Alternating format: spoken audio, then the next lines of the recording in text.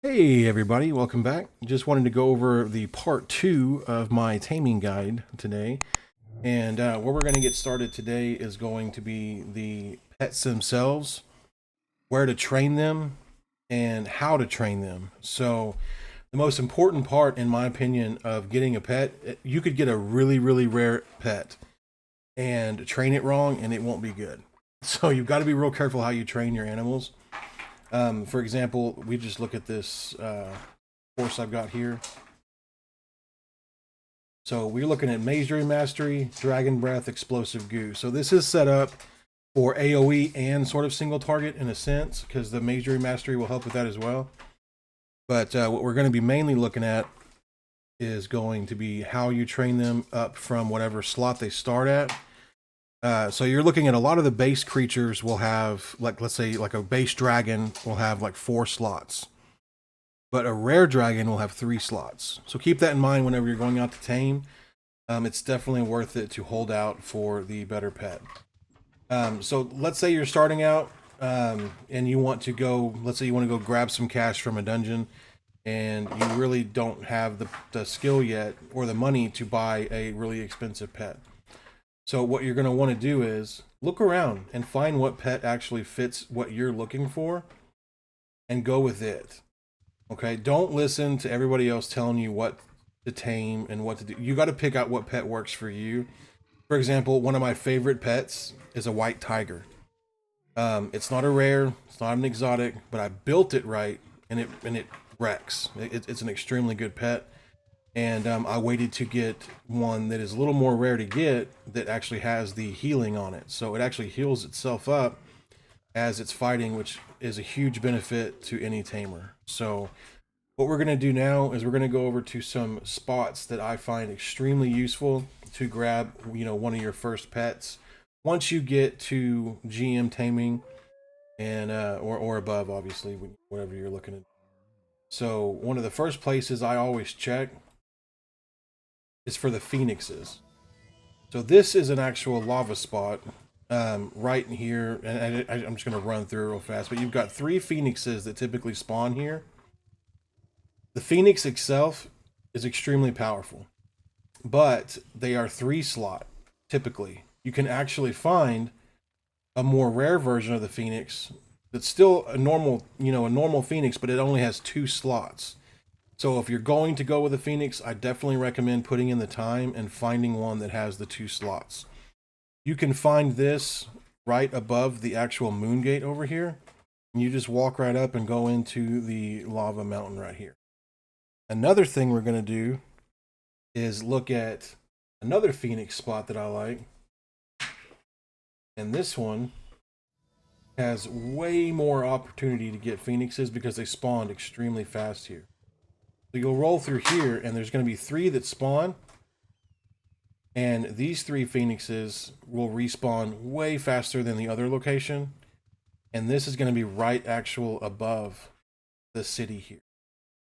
I don't know why I just moved the entire map, but it's going to be right above the city here. You just walk out, go up, and go into this lava area. So these are all going to be at the Asian themed areas. So just kind of use the moon gate to go around and take a look.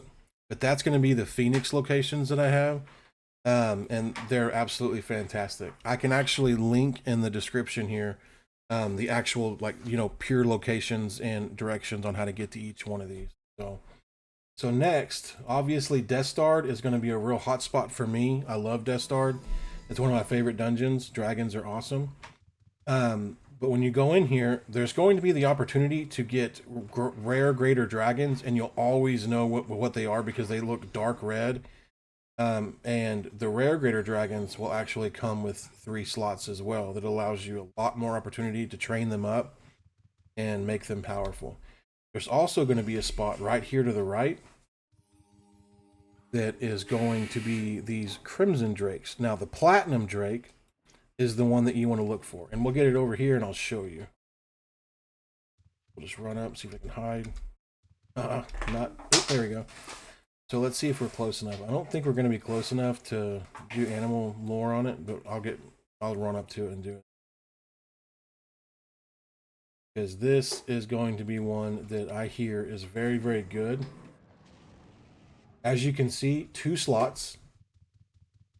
2 slots is amazing. You're going to be able to train this thing up 3 separate times. Already has 423 strength. So realistically, as an entry level pet, it only requires 85 taming to get. This is going to be, in my opinion, one of the greater starting pets you could get. Now, you can't mount it. So I know a lot of tamers out there, they don't want to use up one of their slots for a mount. So they'll only stick to trying to tame mounts that they are able to mount as well. So it makes the nightmares very popular. It makes the coups very popular right here. And so forth and so on, all the different taming pets that you can mount. I have found that there's not a huge difference in the power of a mountable pet versus a non-mountable pet. One of my favorite pets in this entire game that I've gotten is the Windrunner, and I've got a separate video on that, on just how to get the Windrunner, and it's extremely powerful. You can ride around that as well. But excuse me, if you're looking for other mountable pets, the nightmares are going to be in Carathan Keep, both Fell and Trammel. So I thoroughly enjoy running through here looking for nightmare pets. One other thing is the nightmares are going to range in their slots. So you'll want to look for a rare one, or if you get super lucky and just win the pet lottery, you're going to find a legendary one, which apparently is phenomenal. I think that they're fake. I mean, I see people riding them around, but it's like the myth you see. It's like the Loch Ness monster. You know, it's probably there, but no one really knows. Running up here in Fell, you're not going to find any other nightmares because this is actually a champ spawn. So if you want to look for other nightmares up in that location, you'll want to go to Trammel. I'll show you that right here. So Trammel will actually have more nightmares available to search than the Fell option, which is kind of strange. Typically the Fell is going to be where you find, you know, just the large majority of things. And I don't recommend just running through here. I've got a lot of resistance gear on that assists me with not getting just absolutely cremated by all these dragons. But going through here and looking for nightmares is one of my favorite things to do because I'm really, really, really looking for that legend.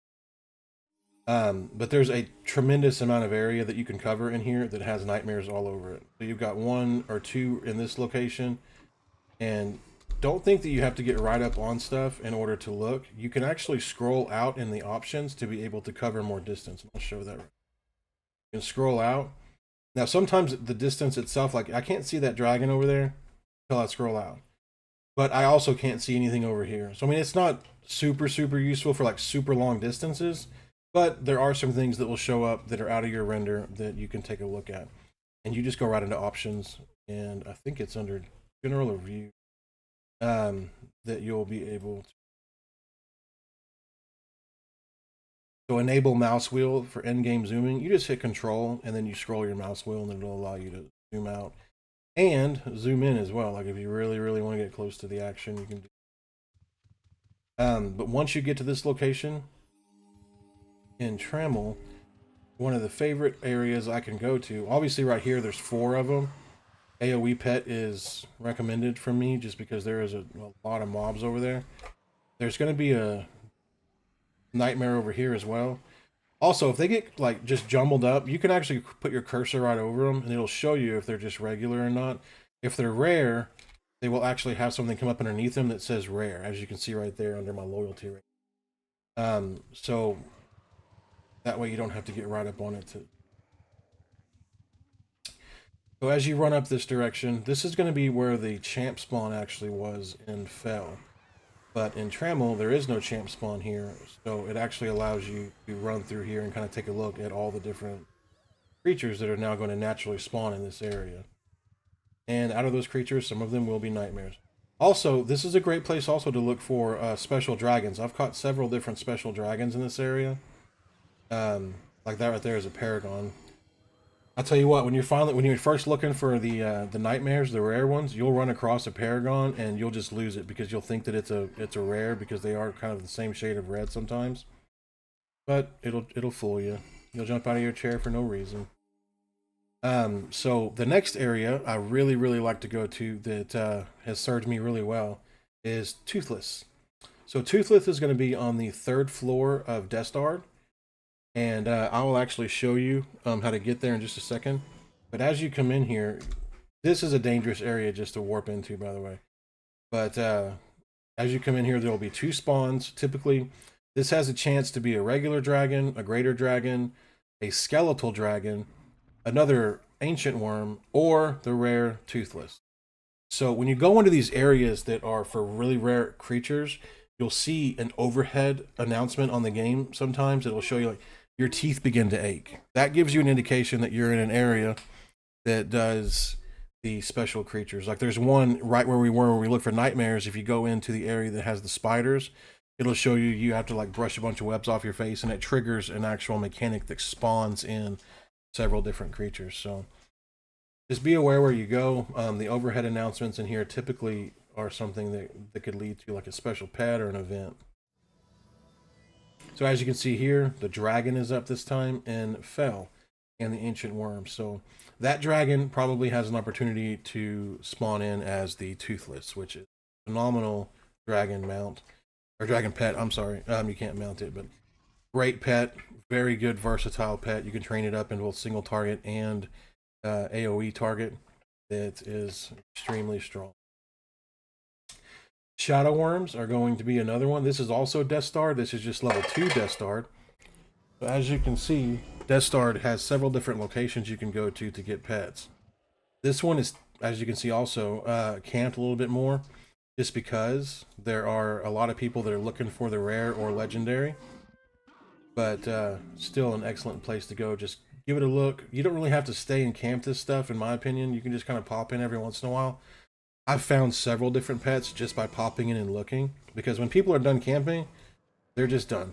They won't just sit there and camp all night, because if they leave their pet on aggressive, it'll have the opportunity to kill the special pet. So it doesn't really do any good just to sit there and go AFK or anything like that. And I would definitely, you know, take note of that if you see somebody do.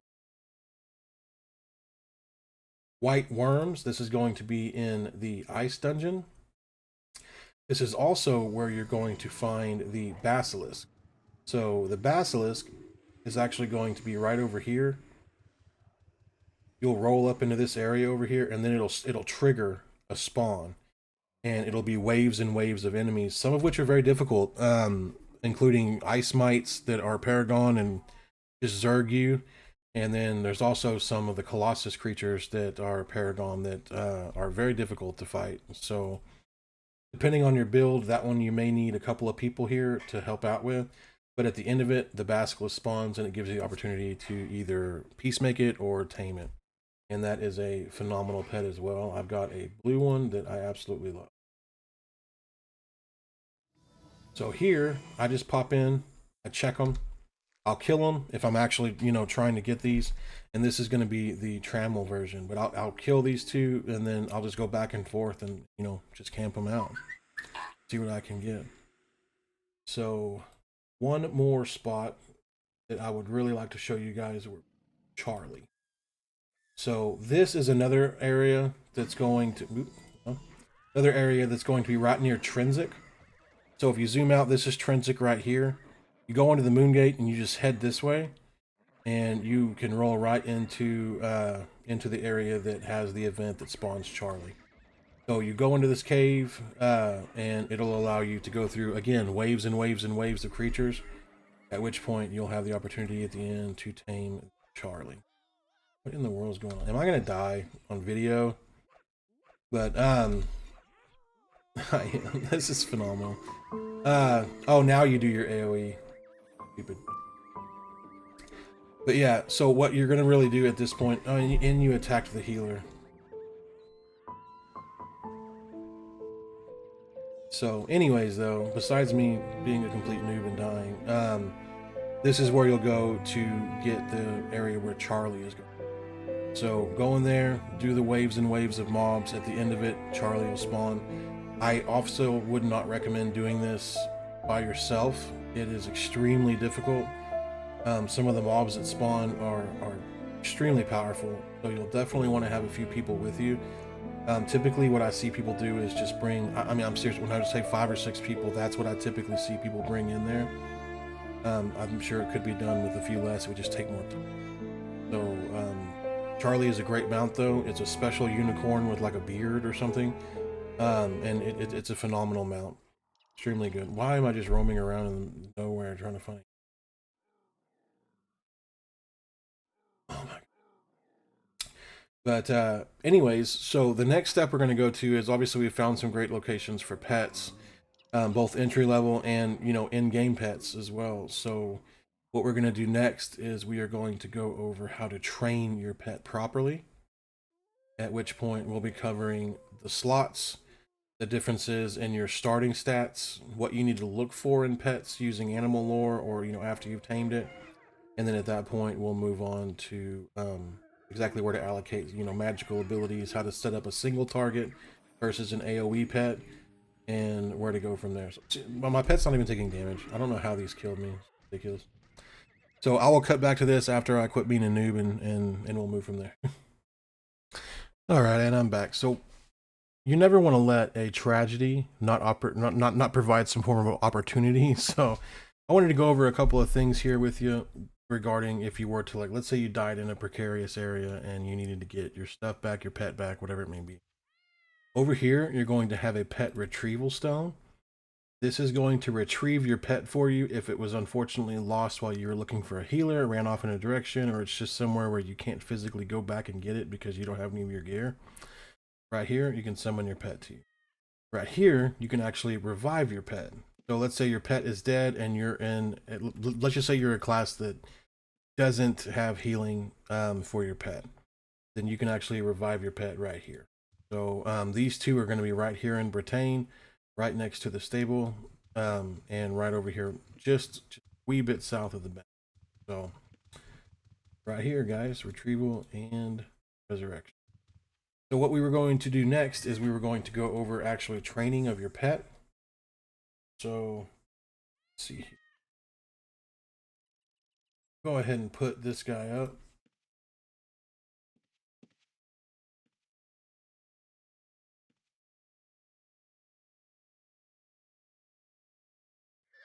Go. We'll go to my claim list here. You just type in claim list and we'll find a pet that has not been fully trained up yet. So I've got a couple of nightmares. Like I've got a rare dragon. This is my white tiger that I absolutely love. And this is going to be the 2-slot Phoenix. We'll go ahead and pop this thing. So the first thing you're going to do when you get your pet is you're going to go to animal lore. You're going to pop into animal lore here. And don't make the mistake of just taking your pet out and killing stuff, because that does not provide EXP initially. You're going to want to begin animal training. By doing that, you can press this little button right next to it. It'll pop up a guide that's going to show you when this pet has hit 100%. Right back to it real fast. Some of the main things you're going to want to look at is you obviously have your physical and fire damage here. That can't be changed, but you can increase their resistances. You can increase, like, wow, this guy's got crap cold resistance. That would be something that we would definitely need to adjust. You can adjust their hit points and their mana and their stamina, as well as their strength, dex, and intelligence. Later on, you can increase their base damage, their regeneration, stamina, hit points, and mana. And you can actually increase every single one of the base stats here that you can see that are the main stats. Like you can't increase detect hidden, I'm sorry, poisoning, hiding, things like that. But all of the main stats, you're going to see wrestling, tactics, resistance, anatomy, parrying, healing, mastery, eval, meditation, necromancy. All these over here you can increase, as well as you're going to get more special moves that are going to go into the category here. So right now he's just got mastery. So I'll be able to add whatever other skills that I want that pop up. You just got to be careful because some of the skills will replace other skills. So guys, this is going to be the end of my video here on exactly where to go to get your next pet. And for part 3, we're going to go over how to train that pet every level in order to get it to be the best pet you can get. Whether it be single target damage, whether it be a AoE damage pet, or just one pet that's kind of all around good for any kind of situation that you might be in. You can still be good at champ spawns, still be good at bosses, that kind of stuff. So we're going to be doing this on a Phoenix just because I wanted to be able to show you all 3 different slots of training. And the next video will go into each one of those slots, what to put the points into, what order to put the points into, and how to make it the best pet you can possibly make. Thank you guys for tuning in, and look forward to part 3. Have a great day.